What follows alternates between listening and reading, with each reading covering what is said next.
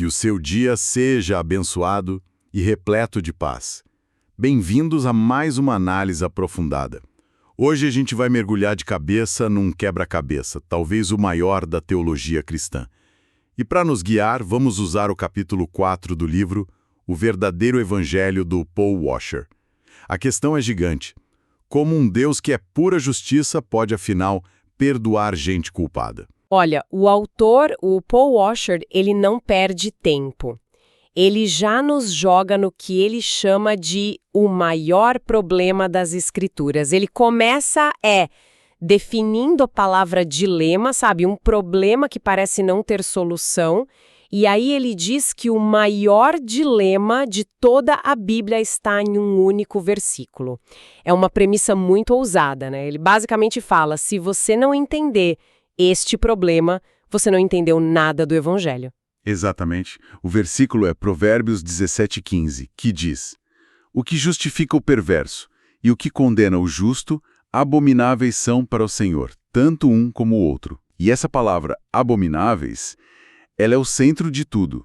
O autor faz questão de frisar que abominação é talvez o termo mais forte que a Bíblia usa para algo que Deus odeia, algo repulsivo para ele. Aí o dilema já salta aos olhos, né? Na hora? Porque a mensagem do Evangelho é que Deus nos justifica e nós somos os perversos da história, os pecadores. O autor está dizendo que a própria natureza de Deus o proíbe de inocentar o culpado. Isso.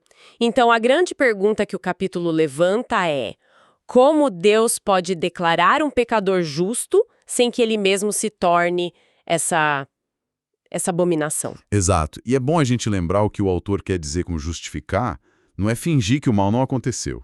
Para ele é um termo legal forense. Forense. Ah, sim. Significa declarar alguém legalmente justo, absolvido. É um veredito. O dilema é esse. Como um juiz pode dar um veredito de inocente para um réu culpado e continuar sendo um juiz justo? Certo. E o autor já se antecipa a uma pergunta que todo mundo faria, né? Ué, mas a gente não tem que perdoar? Por que Deus não pode só perdoar e pronto? Pois é. E o resto do capítulo é ele construindo a resposta para isso, em 3 partes. A primeira barreira para esse perdão simples, segundo ele, é a própria natureza do que é o pecado. A dimensão do pecado. A dimensão. O primeiro ponto é que o pecado não é um errinho, um deslize. Quando é contra Deus, a coisa muda de figura. O autor diz que Deus tem um valor, uma dignidade infinitos. Então, qualquer rebelião contra ele não é um delito pequeno. É, nas palavras dele, alta traição contra o rei do universo. Ele está mudando a escala do problema. Não é uma briga entre vizinhos. É uma criatura finita ofendendo um criador infinito. Precisamente. E para dar peso a isso, ele cita uns teólogos bem importantes como o John Piper e o Jonathan Edwards. Ele vai buscar naquela linha mais puritana, que foca muito na glória de Deus. Entendi. O Piper, por exemplo, ele diz que a gravidade de um crime se mede pela dignidade de quem foi ofendido. Como Deus é infinitamente digno, rejeitar a ele é um crime infinitamente ultrajante. E que merece um castigo infinito. Isso. É a consequência lógica dentro desse pensamento. Mas essa ideia de punição infinita por um ato que a gente comete num tempo finito, isso soa muito desproporcional hoje em dia, né? O autor chega a discutir isso? Ele não entra na discussão da desproporção, ele apresenta como uma consequência inevitável. Para ele, para o Edwards, que ele cita logo depois, a questão não é quanto tempo durou o ato de pecar. É contra quem se pecou. Exato. O Jonathan Edwards dizia que nossa obrigação de honrar a Deus é infinita porque a beleza dele é infinita.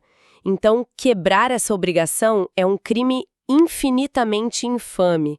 A ideia é que uma injustiça cósmica desse tamanho não pode ser só varrida para debaixo do tapete, sabe?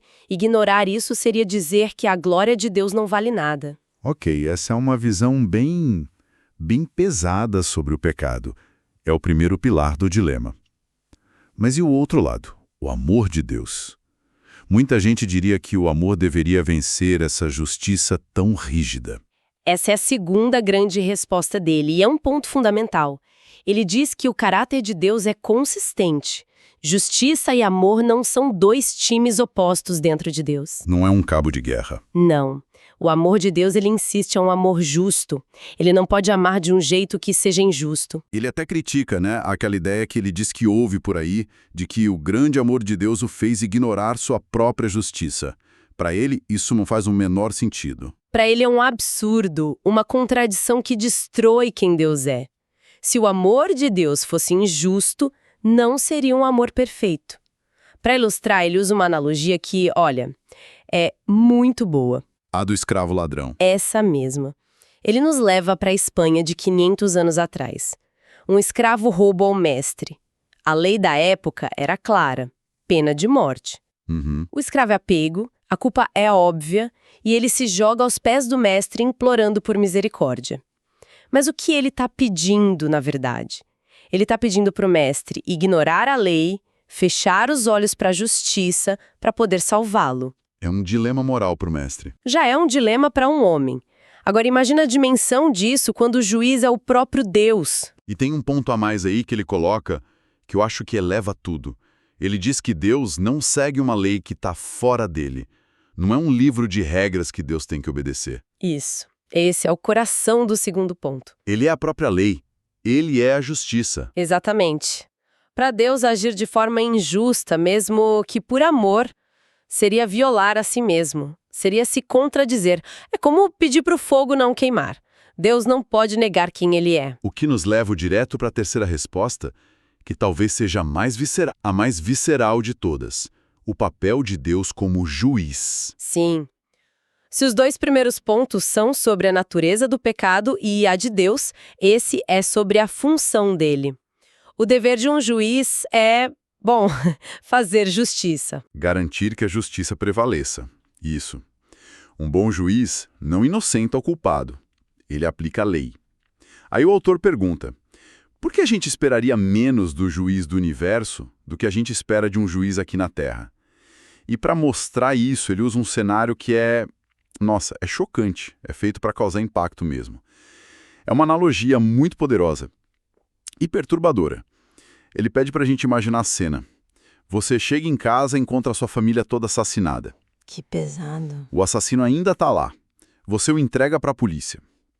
No julgamento, todas as provas são contra ele. E na hora da sentença, o juiz olha para o criminoso e diz, olha, eu sei o que você fez foi horrível, mas eu sou um juiz muito amoroso. Eu te perdoo, pode ir embora. Uau! É uma imagem muito forte e muito desconfortável, porque ela nos força a encarar o nosso próprio desejo por justiça. Ninguém aceitaria um juiz assim. Ninguém. A reação seria de caos, de indignação. O autor argumenta que a gente consideraria esse juiz não só negligente, mas perverso. Talvez até mais que o assassino. Porque ele traiu a função dele, que era defender o que é certo. Exato. Ele traiu a própria justiça. E aí vem a pergunta que o autor deixa no ar, que é demolidora.